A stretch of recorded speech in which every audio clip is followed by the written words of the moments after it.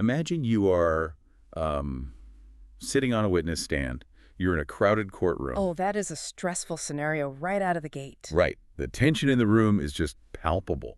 And the opposing lawyer approaches you, leans in, and asks a very specific question. They ask, what were you doing when the fire alarm went off? Okay, establishing the timeline. Exactly. Now, I want you, the listener, to hold that thought. Imagine the exact same lawyer, the same courtroom, but the question shifts slightly. They ask, what did you do when the fire alarm went off? Which sounds so similar, you know? It does. If you aren't paying close attention to the subtle geometry of English verb tenses, you might think those are basically the exact same question. But, I mean, they really aren't. Not all. One question is asking for your alibi. And the other question implies you might actually be the person who pulled the alarm. Yeah, and it is a terrifying realization when you finally grasp the actual stakes of that linguistic shift. Because, I mean, if you answer the second question with the first question's intent, you've just confessed to a reaction rather than an ongoing state. Wow. You know, you have completely altered the timeline of events in the minds of the jury, just with a slight verb change. Well, welcome to our deep dive. That is exactly our mission today. We're taking a massive stack of source materials. We've got grammar guides, transcripts, linguistic analyses covering the complete spectrum of present, past, and future tenses. A lot of heavy reading, honestly. Oh, tons of it. But we are going to extract the underlying logic. We're not here to treat this like a high school textbook, right? No, please no. We are here to explore how manipulating time through language creates highly specific meaning, emotion, and narrative power. If you are joining us, you likely already know the basics. You know how to add an ED to a word. Right, you know your irregular verbs. Exactly. What we're doing today is looking at the actual architecture of these tenses. Because if you just view grammar as a mathematical formula, subject plus verb plus object equals correct sentence, you are going to sound robotic. Right, like a textbook come to life. And worse than that, you are going to feel overwhelmed by information overload. I see this all the time. English learners often just drown in the nuance because they are trying to memorize rules instead of understanding the psychology of the speaker. Psychology, I like that. Yeah. So today, we are going to map out those timelines visually and psychologically. We want to turn you from someone who just conjugating verbs into a master storyteller. I really love the idea of mapping this out visually. So let's start with the absolute baseline. Before we can start bending time or, jumping into flashbacks or predicting the future, we really have to find solid ground. We need to anchor ourselves. Right. We need to establish the now, the present moment. And looking through the materials, the distinction English forces us to make right out of the gate is honestly fascinating. We don't just have one present tense. No, we definitely do not. We have a fundamental split between the present simple and the present continuous. And that split, it represents a profound philosophical difference in how you view the world around you. The core logic here isn't just about time. It is about permanence versus impermanence. Permanence versus impermanence. Right. When you choose one over the other, you are instantly telling the listener whether you believe a situation is a fundamental truth of the universe or just, a passing cloud. Okay, let me test an analogy on you because the source texts give a lot of examples that paint a very specific picture. When I read through the materials on the present simple, it feels like I'm looking at a photograph. A photograph. Okay, go on. Yeah, like it's a permanent, static image. It captures a habit, a routine, or a general fact. The text uses the example, I work in a bank, or the sun rises in the east. Right, unchanging facts. Exactly. A photograph doesn't change. It just is. But the present continuous, it feels entirely different to me. It feels like a live video feed. Oh, I love that. It's happening right now, in this exact moment. And because it's a video, it implies movement, change, and crucially, an eventual end. I am working. You can almost see the progress bar on the screen, The photograph versus the live video feed, that captures the dynamic perfectly, actually. Let's look at how the source materials apply that distinction, specifically with the example of Anne.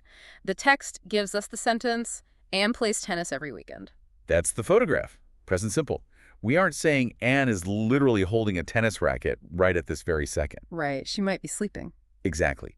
We are stating a permanent fact about her identity and her routine. She's a tennis player. That is her reality. Yes, and notice the frequency adverbs that almost always accompany that photograph. Well, always, often, sometimes, never, every weekend. We are establishing a pattern. Oh yeah, the pattern is key. Right. If we say, it doesn't rain much in summer, we are taking a wide-angle photograph of a region's climate. It is an unchanging state of affairs. We use this tense to build the foundational reality of our world. But then we pull out our phone, we open the camera app, and we switch to video, the present continuous. The text gives us the contrasting scenario. Where is Anne? She is playing tennis. The video camera is rolling. The action is unfolding right in front of us, or at least at this exact moment in time. The structure, the to be verb plus the ing form, it acts as that live feed indicator. And don't disturb me, I'm working. Right, you can practically hear the keyboard clacking. You are asking the listener to respect the ongoing live nature of the action. And this is where the sources throw a fascinating curveball, actually. Oh, the temporary situation. Yes. I initially thought the present continuous was strictly for things happening at the exact millisecond you are speaking, but the text points out that it handles a much broader concept of impermanence, temporary arrangements. This is where the video analogy really shines. A live video, by its very nature, has a beginning and an end. It is not permanent. English leverages that feeling of impermanence to talk about life situations that are inherently temporary, even if the action isn't happening right while you speak. The example from the text is just brilliant. I'm staying with friends until I find a new apartment. Right. Now, if I run into you at the grocery store, you aren't literally at your friend's house right that second. You are standing in front of me, holding a basket of apples. But you still use the live video tense. Because you are actively signaling to me that your living situation is a temporary state in progress. Let's say you had said, I live with friends. Which would be the photograph. To present simple. You would be telling me that this is your permanent reality, this is your life. But by saying I am staying, you are communicating a whole background story of transition. It's like a subtle disclaimer. Yes, you are subtly telling me, hey, don't worry, this isn't forever. I'm actively looking for a place. Just by adding an ing, you've injected hope or anxiety or just transition into the sentence. It is honestly incredible how much psychological baggage is carried by that one tiny suffix. Let's walk through the work examples provided in the sources to really cement this baseline before we move on. Sentence 1. I work in an office. You've handed me a photograph. It's a general fact. It goes on your resume. It defines your professional baseline. Okay, sentence 2. I'm working on a report right now. The live video. You are in the trenches. You are focused. The process is ongoing, and the situation is temporary. Once the report is done, the video stops. So we have a really firm grip on the now. We know how to establish permanent facts and broadcast temporary actions, but human beings don't just exist in the present, right? We are constantly dragging our history around with us. We are deeply historical creatures, and our language absolutely reflects that heavy baggage. Which brings us to what the sources highlight as the ultimate stumbling block for learners. I know people who have studied English for years and still freeze up when they have to choose between these next two tenses. Oh, I know exactly what you're talking about. We are talking about the divide between the simple past and the present perfect. I lost my key versus I have lost my key. To a lot of people, the key is gone in both scenarios. So why does English torture us with two different ways to say it? The frustration is entirely justified if you only look at the end result. Yes, the key is physically gone, but English verb tensors are not just about what happened. They are about where the speaker's mind is located when they tell you about it. Wow, okay. Where the mind is located. Exactly. The difference is entirely about geometry and connection. Well, the source material introduces a visual metaphor here that I find incredibly helpful. The concept of the wall. Let's build that wall for the listener right now. Okay, let's do it. Imagine a massive, solid brick wall cutting straight across your timeline. That wall represents the absolute barrier between the past and the present moment. The simple past tense lives entirely on the far side of that wall. It's cut off. It is entirely cut off. The action is finished, the time period in which it happened is finished, and the door is locked. So if I say, I watched a movie yesterday, the action watching is completely done. And the time period yesterday is also over. It is physically impossible for yesterday to somehow leak into today. It's completely behind the wall. The simple past requires that wall to exist. It relies on specific finished time references to build it. Words like yesterday, last week, in 1999 when I was a child, 2 minutes ago. Just putting a stamp on it. Exactly. The absolute moment you utter a finished time word, you lay down a brick and you seal off the past. There is zero connection to the present moment other than the fact that you are recalling a historical record. So that is the simple past. Safe, contained, historical. But then we introduce the rebel of the timeline, The present perfect. I have watched. She has written. How does this tense interact with the wall? The present perfect completely refuses to be contained by the wall. It's a rebel. It really is. Think of it as an action that originated in the past but throws a grappling hook over the wall and anchors itself firmly in the present moment. The action itself might be over, but the result of that action, or the experience gained from it, is currently alive and active in the now. The grappling hook.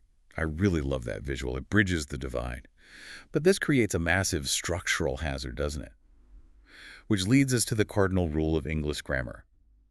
The one mistake the sources beg learners not to make. Right. You cannot throw a grappling hook at a wall you've explicitly sealed off. You must never, under any circumstances, use a specific finished time word with the present perfect. So I cannot say, I have seen him yesterday. No, it creates a literal logical paradox. The word yesterday builds an impenetrable wall, but the structure, have seen, is a grappling hook trying to bypass the wall. They collide. Boom. Yeah, your sentence essentially tears a hole in the space-time continuum. It sounds incredibly jarring to a native ear because you are giving them two conflicting sets of geographical coordinates. Right. Are we in the past or are we in the present? You have to choose. You either say, I saw him yesterday, planting yourself firmly behind the wall, or you say, I have seen him, keeping the experience connected to the present, but sacrificing the specific timestamp. Exactly. You sacrifice the when for the what. Let's look at how this dance between the wall and the grappling hook plays out in actual human conversation. The sources outline this beautifully when discussing life experiences versus historical detail. Right, because nobody walks around just stating isolated grammar facts. We use these tenses in tandem to build relationships. Let's use the Japan example from the text. Oh, that's a classic one. Yeah, so let's say I'm at a party, I walk up to you, and I want to strike up a conversation about travel. The most natural way to open that dialogue is to use the present perfect. I ask, have you ever been to Japan? Now, why do I start there? Because you are casting a wide net over my entire existence, right? Yeah. From the day I was born up to the millisecond you ask the question. You are using the grappling hook to see if the experience of Japan is currently residing inside me. I don't care about the date. You don't care about the timestamp at all. You don't care if it was 1995 or last Tuesday. You are asking about my current state of being. Am I a person who has visited Japan? It's an invitation. It opens the door. And if you say, yes, I have been to Japan, you accept the invitation. You confirm the experience exists right now in this room. I do. But a normal conversation doesn't just stop there. I don't just nod and walk away to get a drink. Right, that would be weird. Very weird. I'm invested now. I want the details. Yeah. But I can't get the details using the present perfect. No, you really can't, because the present perfect is only concerned with the present result. To get the juicy details, the itinerary, the food, the sights, you have to cross over the wall. You have to travel back in time to this specific event. So the tense must shift. The next natural question is simple past. When did you go? I went there last year. Notice I dropped the have. I am now firmly behind the wall in last year. What'd you see? I saw Mount Fuji. We are now just trading historical facts. That dynamic is so elegant when you think about it. Present perfect establishes the relevance in the now, and simple past interrogates the historical record. It's almost like finding an artifact on the ground today and then digging a hole to figure out exactly where it came from. That's a great way to conceptualize it, yeah. The present perfect presents the artifact. The simple past is the archaeological dig. Okay, wait. I want to push back on this wall concept for a second. Okay, hit me. Because there are signal words in the sources that seem to blur the line dangerously. Words that trigger the present perfect. Words like already, yet, recently, and specifically the word just. Just. A very powerful, very tricky little word. Here is my dilemma. Let's say I sit down on my couch, I turn on the TV, I watch a 2-hour movie, and the credits roll. I turn off the TV. Literally 60 seconds later, my friend walks in and asks what I'm doing. The action of watching that movie is 100% in the past. It is physically over. It should be behind the wall. Yet, the sources say the correct phrasing is, I have just seen a great movie. Why am I allowed to use the present perfect grappling hook for an action that is clearly finished? Because psychological time is different from physical time. The word just translates to a very short time ago. While the action physically terminated 60 seconds ago, the psychological resonance of that action is still vibrating loudly in the present room. Like an echo. Right. You are still processing the ending. Your heart rate might still be up from the action scenes. It's like baking a pie. Okay, a pie. Yeah, you take the pie out of the oven. The physical act of baking is completely finished. You turn the oven off. But if you hold your hand over the pie, you can feel the heat radiating off of it into the present moment. Wow. The pie is still hot. That is a phenomenal analogy, yes. The simple past is a cold pie. If you say, I saw a movie an hour ago, the pie has cooled down. You are distancing yourself from the event by placing a timestamp on it. It's Yeah. historic. But if you say, I have just seen a movie, the pie is piping hot. The heat of the past action is directly warming the present moment. The experience is incredibly fresh, and you are inviting your friend to engage with your current emotional state. That makes so much sense. It's not just about the clock on the wall. It's about the temperature of the event. Mm. Now, before we leave the present perfect, we have to address the two heavy anchors that hold that grappling hook in place. The words for and since. Oh, yes. The sources dedicate a lot of space to these two tiny words because they are crucial for talking about actions that started in the past and are still true today. They do the exact same job, anchoring a continuing state, but they measure the timeline in fundamentally opposite ways, and learners confuse them constantly. Let's break them apart then.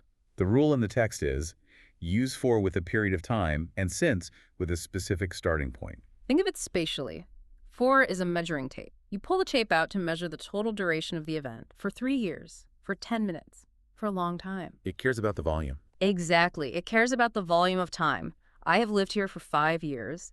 The tape measure starts 5 years ago and stretches out to literally touch the present moment. Okay, so for is the tape measure. What is since? Since is a pin on a calendar. It does not care about the volume of time. It only cares about the exact moment the action was born. Since 2010, since last Monday, since I was a child. It marks the origin. Right. If I say, she has worked here since April, I am sticking a pin in April and implying that the line connects from that pin all the way to today. And if you mix them up, it sounds completely absurd. Like, Yeah. I have lived here since 5 years. You can't put a pin in a volume of time.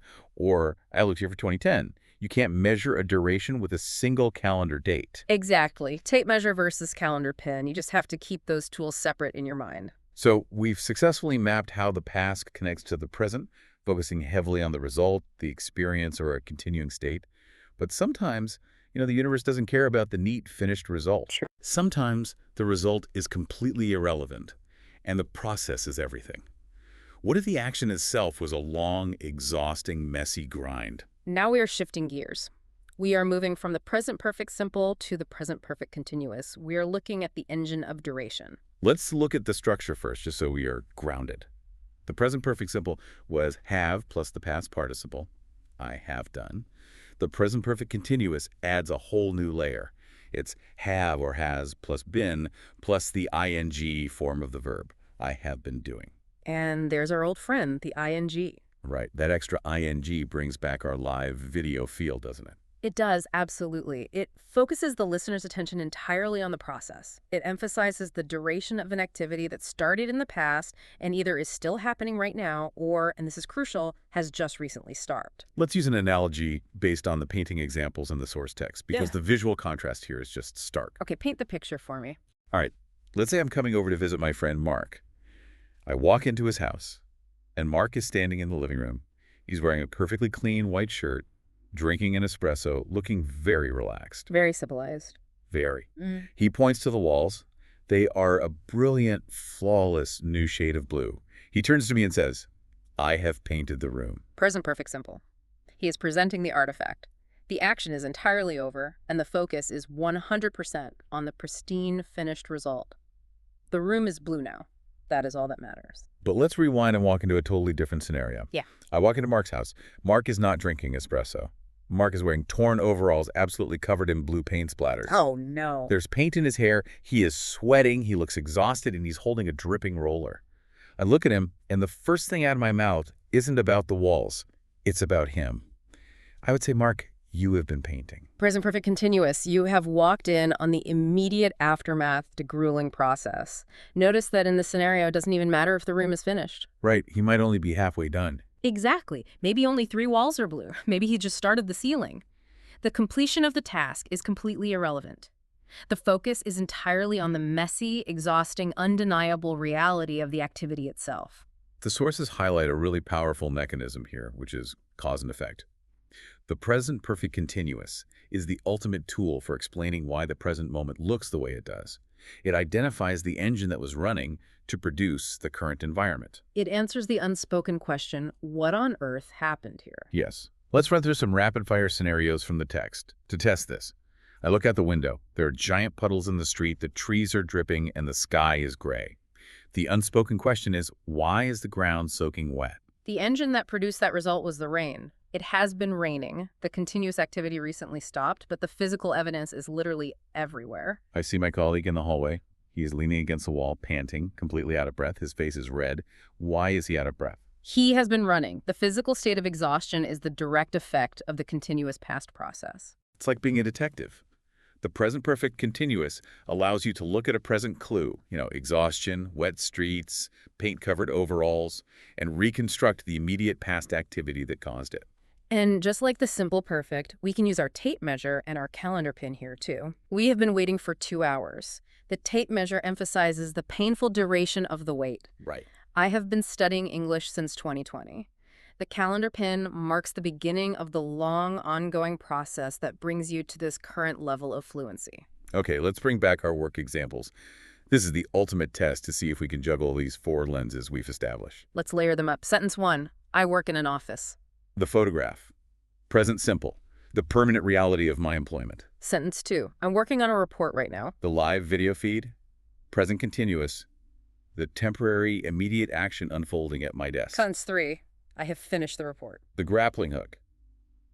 Present perfect simple. The action is done, but I am handing you the result. The hot pie is ready. Sentence 4, I have been working on that report all morning. The engine of duration. Present perfect continuous. The report may or may not be done, but I want you to know that the process has been long, exhausting, and is the reason I desperately need a cup of coffee right now. 4 lenses. 4 completely different psychological states, all revolving around the exact same basic verb. That is the raw power of English grammar. We've thoroughly mapped the present, and we've explored every way the past tries to cling to the present. But now, it is time to sever the cord. We are going to step fully behind the wall. Entering the archives. Exactly. We are entering the territory of pure history. We're going to learn how to construct complex narrative arcs. This is where we transition from just communicating facts to actually building worlds. When you tell a story, if you only rely on the simple past, you aren't really storytelling. No, it's boring. It's terrible. I woke up, I ate breakfast, I left the house, I saw a dog. That is a flat, 2-dimensional list. It sounds like a police report given by a robot. To make a story breathe, to give it texture and suspense, you need to understand the geometry of storytelling. The sources provide a toolkit of 4 past tenses: the simple past, the past continuous, the past perfect, and the past perfect continuous. How do these interact? Think of yourself as a film director. You can't just shoot an entire movie in extreme close-ups of sudden actions. It would be exhausting to watch. Right. You need to establish the setting. You need background. That is your past continuous tense. It is your wide shot. The structure is was or were plus the ing verb. I was doing. It describes an action that was already in progress at a specific time in the past. It wasn't finished. It was the environment. The sun was shining and the birds were singing. You are panning the camera across the landscape. You are setting the mood. Nothing has actually happened yet, but you've built the world. Once the world is built, you need an inciting incident. You need forward momentum. That is your simple past. The sudden, completed action. We decided to go for a picnic. Wide shot, the sun was shining. Sudden action, we decided to go. The contrast creates the narrative rhythm. And the most powerful way to use that contrast is through the concept of interruption. We set up a long, continuous background action, and then we forcefully interrupt it with a sudden event. We often connect them with the word when. Let's look at the source examples. I was walking home when I met an old friend. Was walking is the long, uneventful wide shot. Met is the sudden collision that changes the story. She was cooking dinner when the phone rang. The continuous domestic scene is shattered by the sudden ring. We were putting everything in the car when it started to rain. The meticulous preparation is ruined by the sudden weather event. This brings us perfectly back to the scenario we opened the show with. The witness stand. The lawyer asking about the fire alarm. Let's resolve that tension using the geometry we literally just learned. Oh, let's do it. Question 1. What were you doing when the alarm went off? Past continuous. Yeah. The lawyer is asking for the wide shot. They want to know what background activity was already in progress before the alarm ever sounded. They want your alibi. So you answer with a continuous action. I was drinking coffee in the break room. The drinking started before the alarm, and the alarm interrupted it. You are safe. Now, question 2. What did you do when the alarm went off?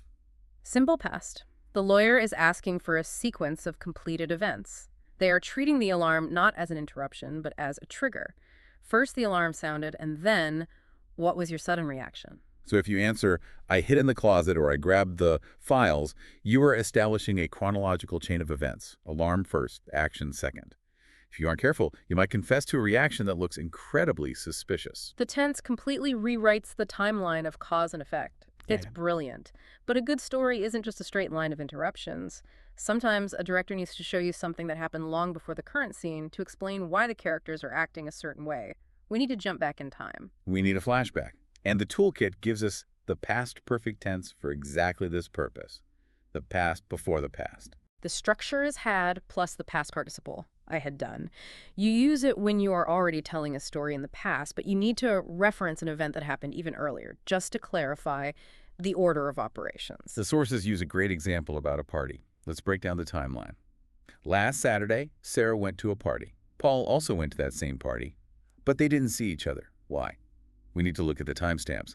Paul went home at 10:30. Sarah arrived at 11. Both events are firmly behind the wall. They are simple past facts. But if we try to tell this story using only the simple past, it gets really clunky. Sarah arrived at 11. Paul went home at 10:30. We are forcing the listener to do the math in their head to figure out they missed each other. The past perfect does the math for you. It immediately establishes the hierarchy of time. So, we set our narrative anchor at Sarah's arrival. When Sarah arrived at the party, Paul wasn't there because he'd already gone home. had gone. By using that structure, you instantly signal to the listener, hey, we're doing a quick flashback here. This action completed before Sarah even walked through the door. Let's look at how crucial this is for basic comprehension. If I tell you, when I got home, my husband cooked dinner, both verbs are simple past. Got, cooked.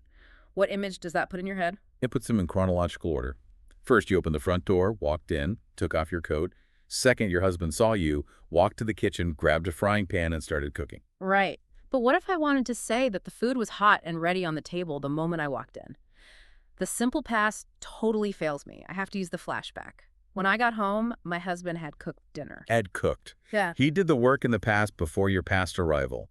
The timeline is crystal clear, and the husband gets the credit he deserves. He does. And just to complete the toolkit, we have the past perfect continuous. It's the exact same flashback concept, but focusing on the duration of the earlier event. Had been, plus the ing verb I had been doing. It's a continuous flashback used to explain a past physical state. It's the past version of the paint-covered overalls. Precisely.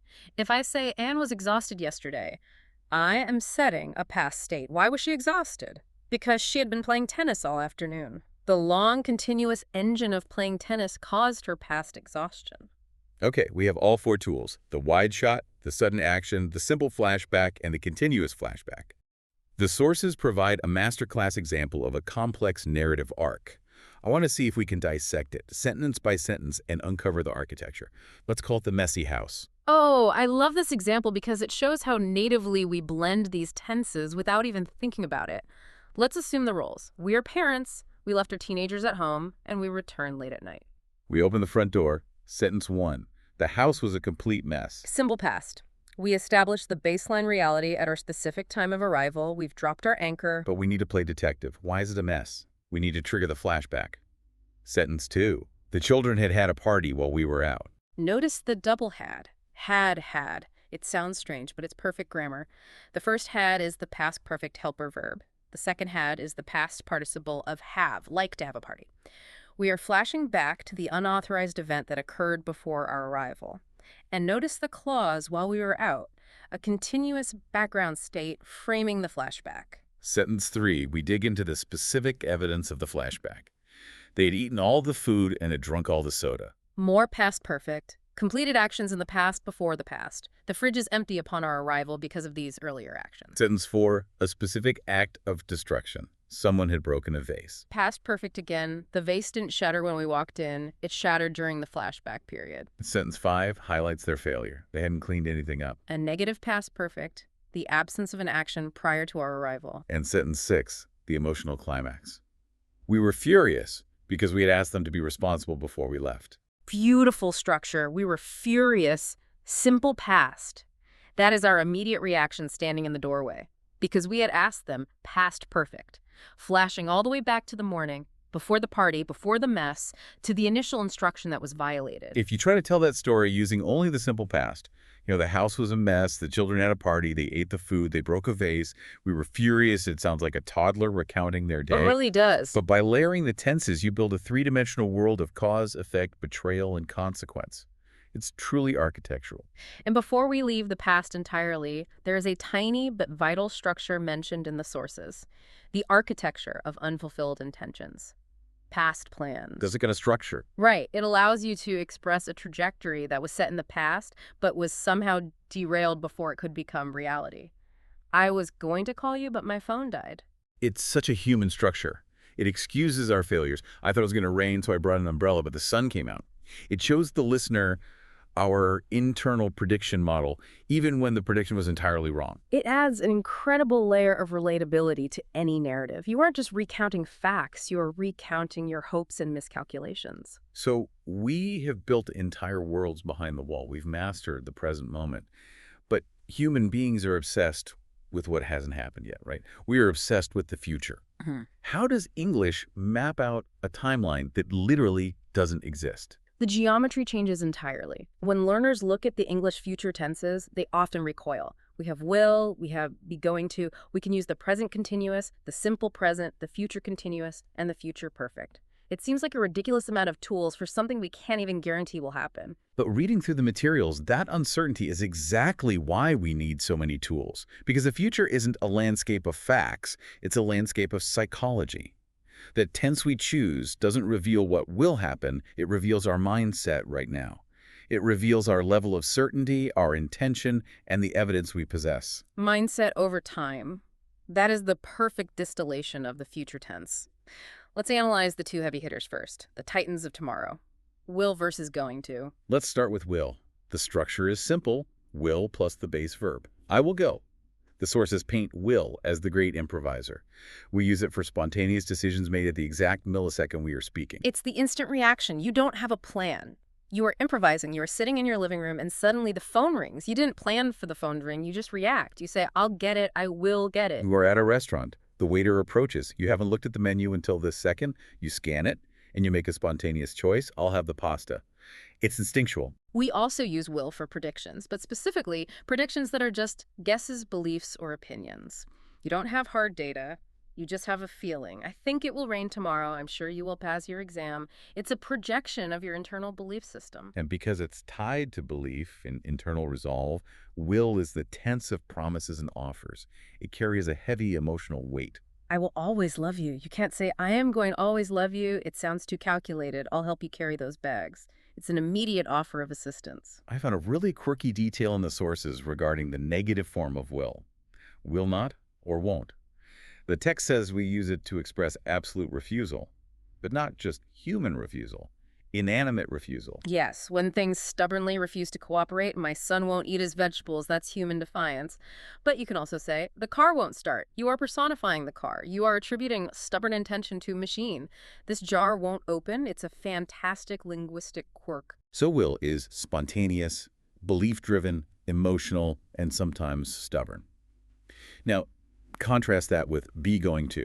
I am going to visit. She is going to leave. The mindset here is completely different. Going to is the calculator, the planner. You use it when you have already made the decision before speaking. The intention is pre-existing. So if I say, I'm going to visit my cousin in London next week, I didn't just decide that while talking to you. I've bought the plane ticket, I've packed my bag, the trajectory is set. Exactly. And when we use going to for predictions, we aren't just guessing based on feelings. We are calculating based on current visual evidence. You see something happening right now in the present that mathematically guarantees the future result. The classic example. Look at those dark, heavy clouds. It's going to rain. The clouds are the undeniable evidence. Or imagine you are a passenger in a car and the driver's texting. You look up and the car in front of you is slammed on the brakes. You scream, watch out, we're going to crash. You don't scream, we will crash. That sounds like a philosophical prediction. You scream, we are going to crash, because the physics of the situation, the speed, the distance, the brakes, provide visual evidence of an imminent, unavoidable outcome. Will is the guess. going to is the calculation. But here's where my brain broke a little bit when reading the materials. The sources explicitly state that native speakers frequently use present tenses to talk about the future. I stared at this section for a long time. Why on earth would I use the present continuous, the live video feed tense, for something happening tomorrow? Why say, I'm meeting John tomorrow? That defies logic. It defies timeline logic, but it perfectly aligns with psychological logic. Remember, the future is about certainty. When you use the present continuous for the future, I'm meeting John tomorrow, you are elevating your level of certainty beyond a mere intention. How is it stronger than I'm going to meet? Because I'm going to meet is just your personal plan. Maybe John doesn't even know about it yet. But I'm meeting John implies a locked-in human arrangement. It means you've called John, you've synchronized your calendars, you've agreed on the coffee shop, and the social contract is signed. It is so absolutely certain to happen that your brain treats it as if the live video feed has already begun. You pull the future into the present through sheer organizational force. That is mind-bending. You are willing the future into present existence through planning. And what about the simple present, the photograph tense? The text says we use it for official schedules. The train leaves at 10:30 tomorrow. This is the ultimate level of certainty. When you use the simple present for the future, you are stripping away all human agency. You are treating the future events as an immutable fact of the universe, like the sun rising. You use it for timetables, flight schedules, institutional openings. The new semester starts next Monday. I can't change it. You can't change it. It is carved in stone. So by using the present simple, I'm telling you that this future event is as solid as a photograph. Precisely. It is entirely out of your control. Okay, we have a few minutes left, and I want to touch on the ultimate time travel tools provided in the sources. The advanced future tenses, the future continuous, and the future perfect. These feel like science fiction. They require a highly active imagination. You have to physically project your mind forward on the timeline. Let's take the future continuous, will be, plus the ing verb, I will be sitting. When do we use this? You use it to imagine an action that will be in progress at a specific moment in the future. It's the future version of the wipe shot. Imagine it's Friday afternoon, it's raining, and you are stuck in a miserable meeting. You close your eyes and you project your mind exactly 24 hours into the future. You say, this time tomorrow, I will be sitting on a sunny beach. You want the listener to visualize the ongoing duration of your future relaxation. You're painting a picture of tomorrow's live video feed. Exactly. And finally, the most acrobatic tense of all, the future perfect, will have plus the past participle, I will have graduated. This one requires some serious mental gymnastics. It does. You have to project yourself into the future, drop an anchor at a specific date, and then turn around and look backward from that future point. You are looking at an action that is currently in your future, but from the perspective of 2030, it will be in your past. So if I am a freshman in college today, I can project my mind to the year 2028. I stand in 2028, I look backward, and I say, by 2028, I will have graduated. I'm creating a flashback from the perspective of the future. It is the ultimate expression of goal setting. You are visualizing the completion of a massive task before it has even happened. What an unbelievable journey through the architecture of time. When we started this deep dive, verb tenses looked like a terrifying, chaotic list of arbitrary rules. But mapping it out psychologically changes everything. We started by finding our footing in the present. We saw the stark contrast between the permanent photograph of the present simple and the impermanent live video feed of the present continuous, recognizing how an ing can signal an entire story of temporary transition. We confronted the massive, imposing wall between the simple past and the present perfect. We learned that the simple past is a cold, finished historical record, while the present perfect is a grappling hook, pulling past experiences into the present moment, radiating heat like a freshly baked pie. We examine the messy, paint-covered overalls of the perfect continuous tenses, understanding how focusing on the agonizing duration of a process perfectly explains the physical clues of our current environment, the engine of cause and effect. We took on the role of a film director, stepping behind the wall to build complex narrative arcs.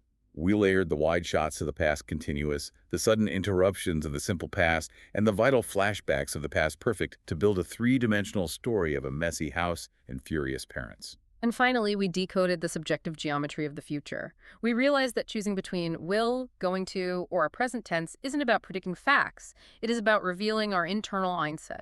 It's about broadcasting our spontaneity, our calculations, or our absolute certainty to the listener. By mastering these tools, you are doing so much more than passing a grammar test. You are actively manipulating reality. You are placing your listener exactly where you want them to be on the timeline of your life. And that realization brings up a profoundly heavy question, something I want you, the listener, to actively mull over as you go about your day. Consider how the architecture of language fundamentally shapes your perception of reality. What do you mean by that? Well, if the English language forces you, by its very design, to draw a strict, impenetrable wall between finished past events and past events that still have present results, if it forces you to constantly categorize your memories into permanent facts versus temporary processes, does mastering these tenses actually rewrite the way you internally process your own life? Oh, wow. If you are forced to choose between a timeline of isolated incidents and a timeline of interconnected causes and effects, does the grammar dictate the geometry of your own mind? Are you simply speaking English, or is English slowly restructuring how you remember your own history? That is a staggering thought to leave on. Are we wielding the tools, or are the tools shaping us? I will be thinking about that the next time I try to tell a simple story about my weekend. Thank you so much for joining us on this deep dive into the geometry of time. Until next time, pay attention to where you are standing on the timeline.